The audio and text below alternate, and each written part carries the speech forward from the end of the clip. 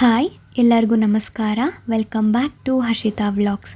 ಇದು ಗೌರಿ ಹಬ್ಬದ continuation vlog ಆಗಿರುತ್ತೆ. ಹೊಲನೆಲ್ಲ ಸುತ್ತಾಡ್ಕೊಂಡು ಬರೋ ಅಷ್ಟರಲ್ಲಿ ಸಂಜೆ ಆಗೋಗಿತ್ತು. ಹಾಗೆ ನಮ್ಮ ಅಕ್ಕನ ಮಗಳು ಕೂಡ ಬಂದಿದ್ದರು, ಅವ್ರ ಪಾಪುನ ಕರ್ಕೊಂಡು. ನನ್ನ ಮಗಳಿಲ್ಲಿ ಅವ್ರ ಜೊತೆ ಆಟ ಆಡ್ತಾ ಇದ್ದಾರೆ.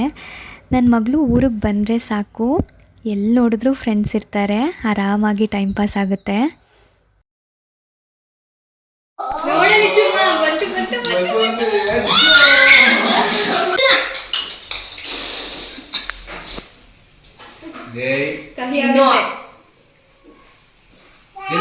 ಬಾಯಿ ಮುಟ್ಟಬಾರ್ದು ಬಾಯಿಲಿ ಪಾಪು.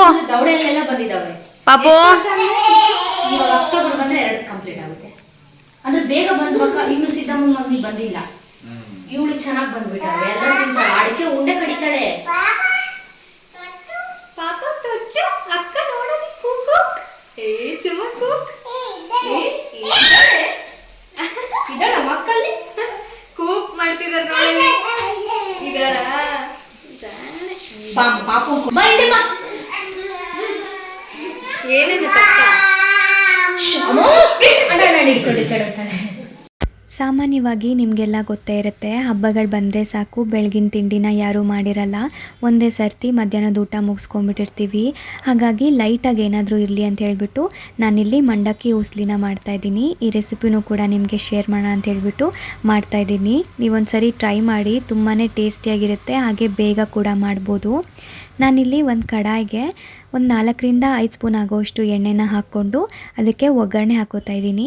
ಸಾಸಿವೆ, ಕಡಲೆಬೇಳೆ, ಉದ್ದಿನಬೇಳೆ ಹಾಗೆ ಜೀರಿಗೆನ ಹಾಕ್ಕೊಂಡಿದ್ದೀನಿ.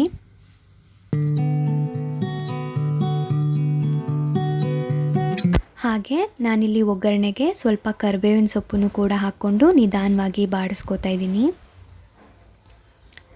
ಇಲ್ಲಿ 7ರಿಂದ 8 ಹಸಿಮೆಣಸಿನ್ಕಾಯಿನ ಚಿಕ್ಕದಾಗಿ ಹಚ್ಚಿಟ್ಕೊಂಡು ಅದನ್ನು ಕೂಡ ಸೇರಿಸ್ಕೊತಾ ಇದ್ದೀನಿ. ನೀವು ಖಾರ ನೋಡಿಕೊಂಡು ನಿಮ್ಗೆ ಎಷ್ಟು ಬೇಕೋ ಅಷ್ಟು ಹಸಿಮೆಣಸಿನ್ಕಾಯಿನ ಹಾಕ್ಕೋಬೋದು. ಹಾಗೆ ನಮ್ಮ ಕಡೆ ಈ ಸಣ್ಣ ಈರುಳ್ಳಿ ಸಿಗುತ್ತೆ, ಅದನ್ನು ಕೂಡ ಚಿಕ್ಕದಾಗಿ ಹಚ್ಚಿಟ್ಕೊಂಡು ಈ ಒಗ್ಗರಣೆಗೆ ಹಾಕ್ಕೊಂಡು ರೆಡ್ಡಿಶ್ ಬ್ರೌನ್ ಬರೋ ತನಕ ಹುರ್ಕೋತಾ ಇದ್ದೀನಿ. ನೀವು ನೋಡ್ತಿರ್ಬೋದು, ನಾನಿಲ್ಲಿ ಈರುಳ್ಳಿನ ಸ್ವಲ್ಪ ಜಾಸ್ತಿ ಕ್ವಾಂಟಿಟಿಲಿ ತೊಗೊಂಡಿದ್ದೀನಿ. ಮಂಡಕ್ಕಿ ಹುಸ್ಲಿಗೆ ಸ್ವಲ್ಪ ಜಾಸ್ತಿ ಈರುಳ್ಳಿ ಹಾಕೋದ್ರಿಂದ ತುಂಬಾ ಟೇಸ್ಟ್ ಬರುತ್ತೆ. ಹಾಗೆ ಇದಕ್ಕೆ ಅರ್ಧ ಟೀ ಸ್ಪೂನ್ ಆಗೋವಷ್ಟು ಅರಿಶಿನನೂ ಕೂಡ ಸೇರಿಸ್ತಾ ಇದ್ದೀನಿ.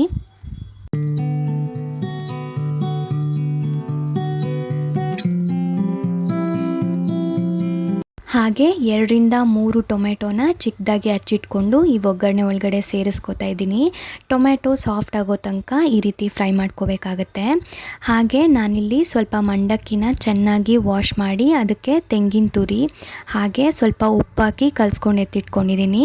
ಒಗ್ಗರಣೆಗೂ ಕೂಡ ಎಷ್ಟು ಬೇಕೋ ಅಷ್ಟು ಉಪ್ಪನ್ನು ಸೇರಿಸಿ ಗ್ಯಾಸ್ ಎಲ್ಲ ಕಂಪ್ಲೀಟಾಗಿ ಆಫ್ ಆದಮೇಲೆ ಈ ಮಂಡಕ್ಕಿ, ತೆಂಗಿನಕಾಯಿ ಹಾಗೆ ಉಪ್ಪು ಸೇರಿಸ್ಕೊಂಡಿದ್ವಲ್ಲ ಅದನ್ನು ಕೂಡ ಸೇರಿಸ್ಕೊಂಡು ಚೆನ್ನಾಗಿ ಕಲಿಸ್ಕೊಂಡ್ರೆ ತುಂಬಾ ಟೇಸ್ಟಿಯಾಗಿರೋ ಮಂಡಕ್ಕಿ ಹುಸ್ಲಿ ರೆಡಿ. ನಮ್ಮ ಕಡೆ ಮಂಡಕ್ಕಿ ಹುಸ್ಲಿ ಜೊತೆ ತುಂಬ ಒಳ್ಳೆ ಕಾಂಬಿನೇಷನ್ ಅಂತಂದರೆ ಮೆಣಸಿನ್ಕಾಯಿ ಬೋಂಡ. ಹಾಗಾಗಿ ನಮ್ಮಮ್ಮ ಕೂಡ ಇದನ್ನು ಮಾಡ್ತಿದ್ದಾರೆ. ನೀವು ಕೂಡ ಮನೇಲಿ ಟ್ರೈ ಮಾಡಿ, ತುಂಬಾ ಚೆನ್ನಾಗಿರುತ್ತೆ.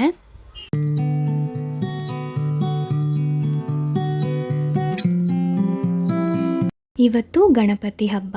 ಎಲ್ಲರೂ ಕೂಡ ಬೇಗ ಎದ್ದು ಸ್ನಾನಗಳನ್ನ ಮುಗಿಸ್ಕೊಂಡು ಪೂಜೆಗೆ ರೆಡಿ ಮಾಡ್ಕೋತಾ ಇದ್ದೀವಿ. ಹಾಗೆ ನಮ್ಮ ಮನೆ ಹಿಂದೆಗಡೆ ಸ್ವಲ್ಪ ಜಾಗ ಇರೋದ್ರಿಂದ ನಾವು ಚಿಕ್ಕ ಪುಟ್ಟ ಗಿಡಗಳನ್ನೂ ಕೂಡ ಹಾಕ್ಕೊಂಡಿದ್ದೀವಿ. 2 ಗಿಡಗಳನ್ನ ಹಾಕೋಣ ಅಂತ ಹೇಳ್ಬಿಟ್ಟು ನಮ್ಮ ಅಪ್ಪಾಜಿ ಕೂಡ ಇಲ್ಲಿ ರೆಡಿ ಮಾಡ್ಕೋತಾ ಇದ್ದಾರೆ. ಒಂದು ಬಿಳಿ ದಾಸವಾಳ, ಇನ್ನೊಂದು ಎಲೆಬಳ್ಳಿ. ನಮ್ಮ ಅಮ್ಮನ ಕೈಯಲ್ಲಿ ಗಿಡಗಳನ್ನ ನೆಡ್ಸಿದ್ರೆ ಗಿಡಗಳು ತುಂಬ ಚೆನ್ನಾಗಿ ಬರುತ್ತೆ ಅಂತ ಹೇಳಿಬಿಟ್ಟು ನಮ್ಮ ಅಪ್ಪಾಜಿ ಇಲ್ಲಿ ನಮ್ಮ ಅಮ್ಮನ ಕೈಯಲ್ಲಿ ಗಿಡಗಳನ್ನ ಹಾಕಿಸ್ತಾ ಇದ್ದಾರೆ.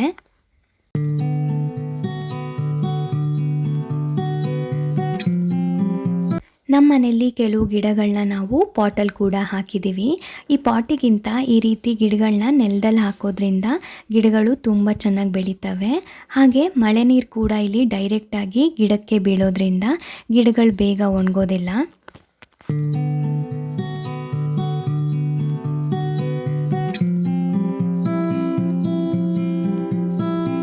ಈ ಗಿಡಗಳನ್ನೆಲ್ಲ ಹಾಕಾದ್ಮೇಲೆ ನಮ್ಮ ಮನೇಲಿ ಗರಿಕೆ ಕೂಡ ಬೆಳೆದಿತ್ತು. ಗಣಪತಿಗೆ ಶ್ರೇಷ್ಠವಾದದ್ದು ಗರಿಕೆ. ಊರಲ್ಲಿರೋದ್ರಿಂದ ಆರಾಮಾಗಿ ಸಗಣಿ ಸಿಗುತ್ತೆ. ಸಗಣಿಯಿಂದ ಗಣಪತಿ ಮಾಡಿ 21 ಗರಿಕೆನ ಇಟ್ಟು ಪೂಜೆ ಮಾಡೋಣ ಅಂತ ಹೇಳ್ಬಿಟ್ಟು ಗರಿಕೆನೂ ಕೂಡ ಕೀಳ್ತಾ ಇದ್ದೀನಿ. ನೀವೇನೇ ಹೇಳಿ ಈ ಹಳ್ಳಿಲಿರೋ ವಾತಾವರಣ ಬೇರೆಲ್ಲೂ ಸಿಗೋದಿಲ್ಲ. ಈ ಫ್ರೆಶ್ ಗಾಳಿ ಆಗಿರ್ಬೋದು, ಹಕ್ಕಿ ಪಕ್ಷಿಗಳ ಸೌಂಡ್ ಆಗಿರ್ಬೋದು. ಹಾಗಾಗಿ ಈ ಕ್ಲಿಪ್ನ ಕ್ಯಾಪ್ಚರ್ ಮಾಡ್ಕೊಳ್ಳೋ ಅಂಥೇಳಿ ಮಾಡ್ಕೋತಾ ಇದ್ದೀನಿ.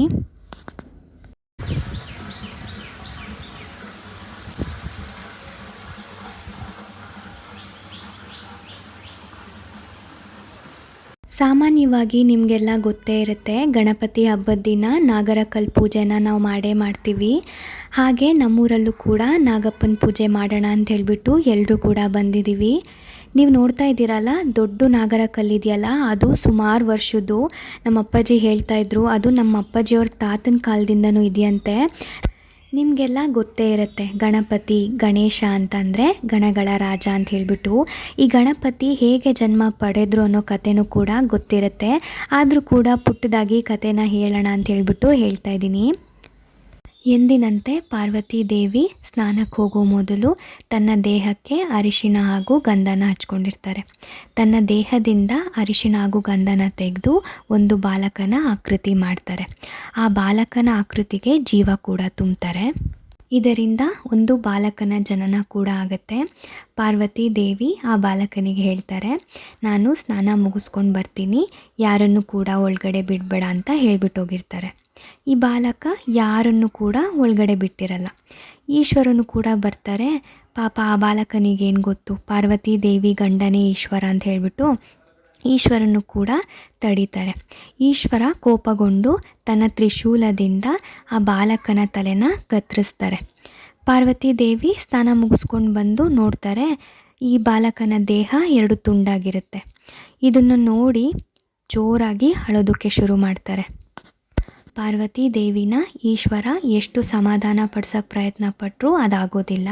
ಹಾಗಾಗಿ ಈಶ್ವರ ಗಣಗಳನ್ನೆಲ್ಲ ಕರೆದು ಆಜ್ಞೆ ಮಾಡ್ತಾರೆ, ಯಾರು ಉತ್ತರ ದಿಕ್ಕಿಗೆ ತಲೆ ಹಾಕಿ ಮಲಗಿರ್ತಾರೋ ಅವ್ರ ತಲೆನ ಕತ್ತರಿಸ್ಕೊಂಡು ತಗೊಬನ್ನಿ ಅಂತ ಹೇಳಿರ್ತಾರೆ.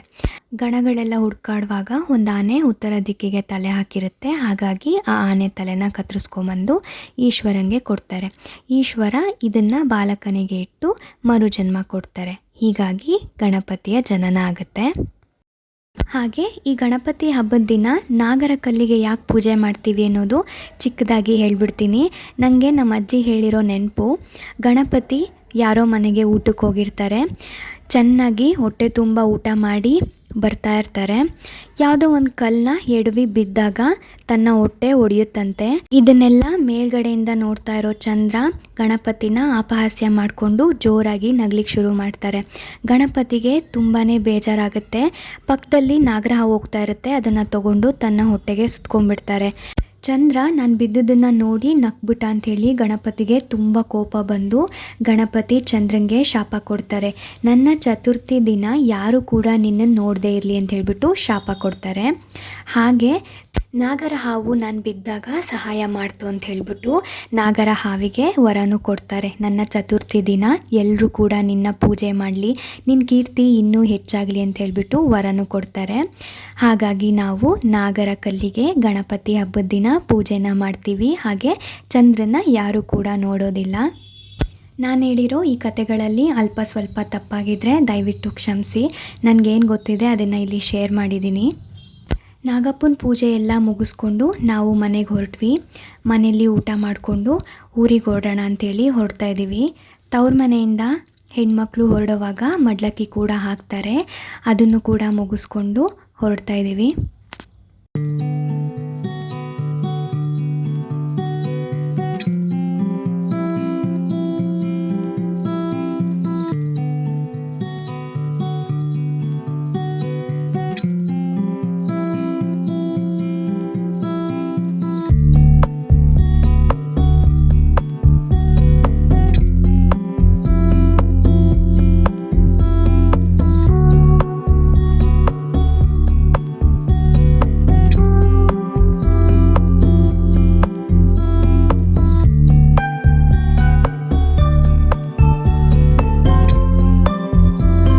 ನಮ್ಮ ದೊಡ್ಡಮ್ಮ ಮನೆಯಲ್ಲಿ ಗೌರಿ ಕೂರಿಸಿರೋದ್ರಿಂದ ಅಲ್ಲಿಗೂ ಹೋಗಿ ಗೌರಿಗೆ ನಾವು ಮಡ್ಲಕ್ಕಿ ಹಾಕಬೇಕಂತೆ. ಹಾಗಾಗಿ ನಮ್ಮ ದೊಡ್ಡಮ್ಮ ಊರಿಗೆ ಹೊರಡ್ತಾ ಇದ್ದೀವಿ.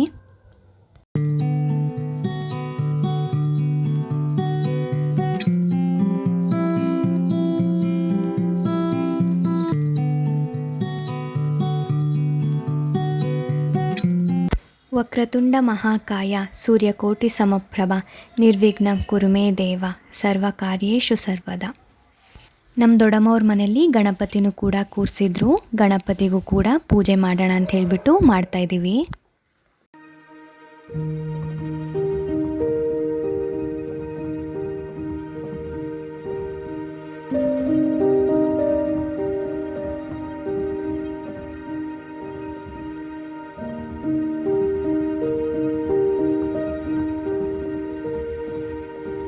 ಹಾಗೆ ನನ್ನ ಮಗಳ ಕೈಯಿಂದ ನಮ್ಮ ಅಕ್ಕನ ಮಗನಿಗೆ ರಾಖಿ ಕಟ್ಸೋಣ ಅಂತ ಹೇಳ್ಬಿಟ್ಟು ರಾಖಿನೂ ಕೂಡ ತೊಗೊಂಡು ಬಂದಿದ್ವಿ.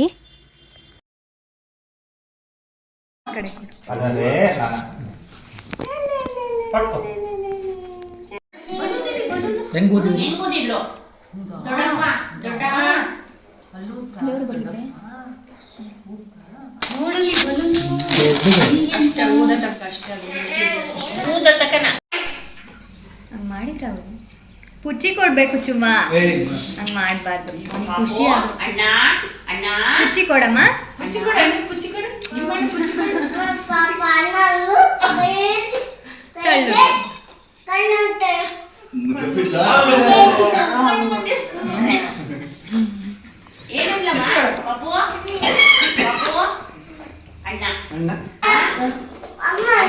ಚಿಕ್ಕಿನ ಅಮ್ಮ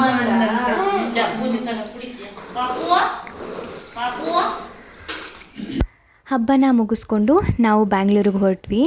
ಈ ಸಲ ಗೌರಿ ಗಣೇಶ ಹಬ್ಬ ತುಂಬಾ ಚೆನ್ನಾಗಾಯಿತು.